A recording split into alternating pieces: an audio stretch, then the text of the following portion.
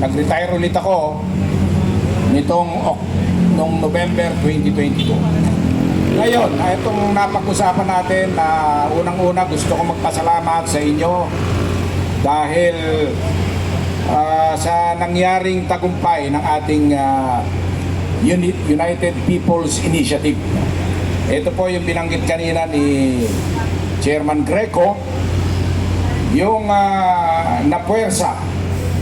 Of course, hindi lang naman sa atin, but yung mga iba-ibang pressure, no?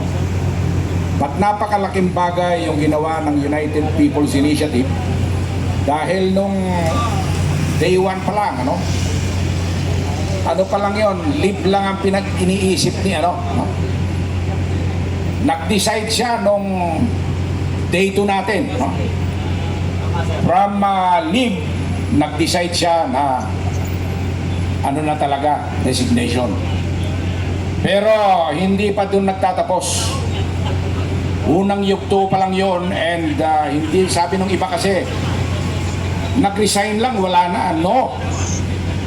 The people will demand accountability and justice. No? Dapat maimbestigahan si Speaker o si Congressman Romualdez. Hindi ito, sabi niya siya mismo, no? Madalas siyang mga sinasabi niya. Sabi ni dating Speaker, accountability is non-negotiable. Siya mismo nang sabi nun. So i-apply natin yung sinabi niya mismo. Accountability is non-negotiable. So he must face the consequences of his failures, of his actions. Dinifine niya pa na bago ang meaning ng accountability. Sabi niya, true accountability is based on evidence. Yun ang definition niya ng accountability. Pero ang true meaning of accountability is the willingness to accept the consequences of your acts, including the actions or failures of your subordinates. Yung mga kasama niya noon, hindi pwedeng sasabihin, hindi ko alam to. Kalokohan yun. Walang leader o commander na hindi alam yung ginagawa ng kanyang mga tauhan. So yung definition niya ng accountability is based on evidence.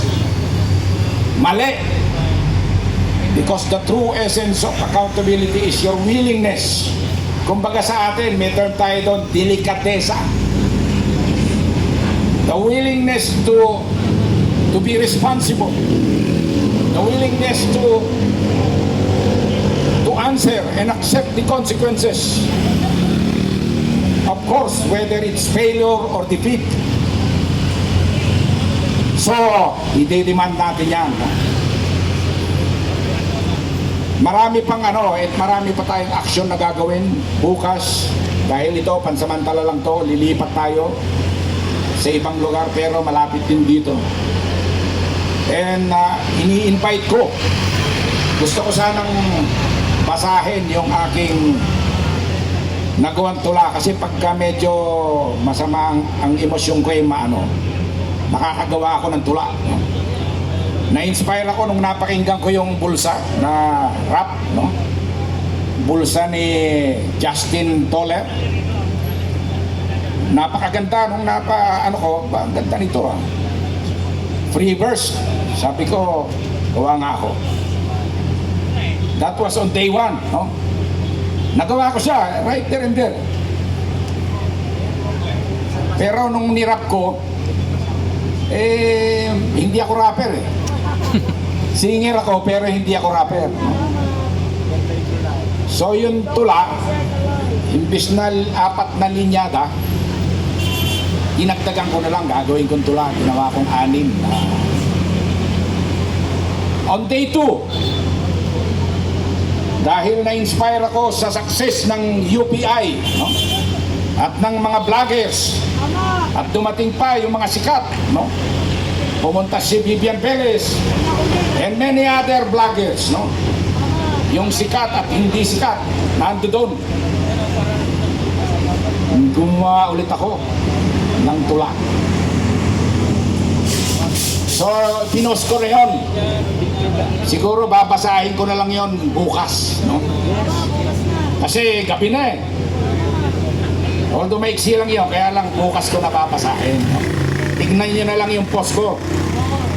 Carlos Kita sa Facebook, no? Nakapost yun, 2 tula. 2 araw lang yun. Actually, kaninang umaga ko lang sinend ko sa email ko para mai-post ko, no?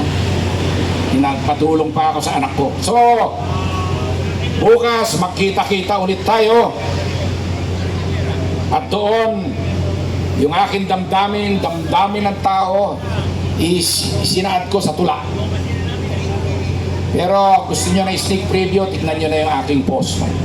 So, iniimbitahan ko, wala itong kulay.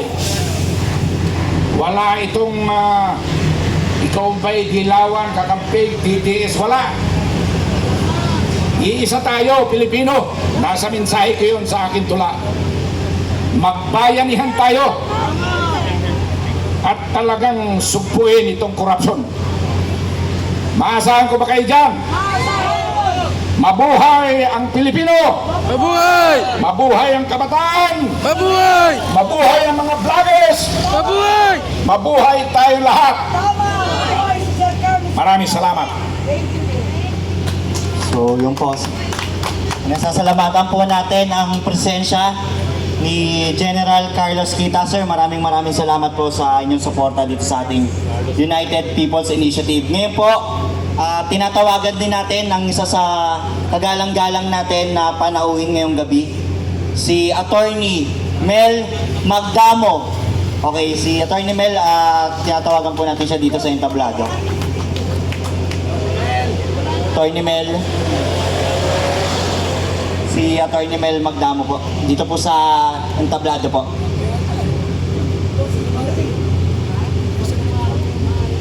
So yun, habang hinihintay po natin si Attorney Mel Magdamo, ang ating panawagan po dito ngayon ay mapayapang pakikiusap o pagsusumamo kay General Browner po na, Sir, sana po mapagbigyan nyo po o tapusin po natin ang paghihirap ng mamamayang Pilipino.